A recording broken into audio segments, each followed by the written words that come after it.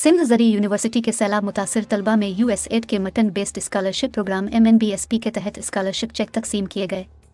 तफसीलात के मुताबिक USAID के merit need based scholarship programme MNBSP की माली एआनत से सिंध के सैलाब से मुतासरा इलाकों के तलबा के लिए USAID एलुमनाई रीयूनियन और स्कॉलरशिप के तहत चेक अवार्ड तकसीम किए गए।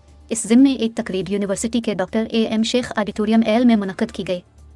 तकरीब के दौरान सिंध के मुख्तलिफ सैलाब मुतासिर इलाकों से ताल्लुक़ रखने वाले तलबा व तालिबात में चेक तकसीम किए गए।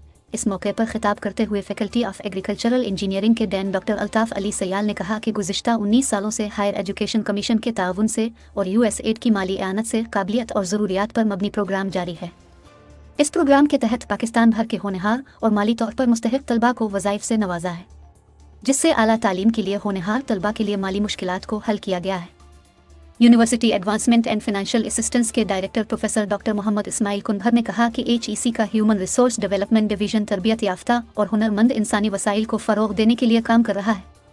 उन्होंने कहा कि 2022 के दौरान बरसातों और सैलाब की वजह से सिंध के अक्सर इलाकों के बाशिंदों के रोज़गार, मवेशियों और इंफ्रास्ट्रक्चर को शदीद नुकसान पहुँचा और बहुत से लोग अपने असासों से महरूम हुए, जबकि USAID की जानिब से सैलाब से मुतासरा इलाकों के तलबा को इस स्कॉलरशिप से मदद होगी। इस मौके पर USAID और HEC के शुरा ने स्कॉलरशिप अवार्ड तकरीब के प्रोग्राम के इंतजामात को सराहा।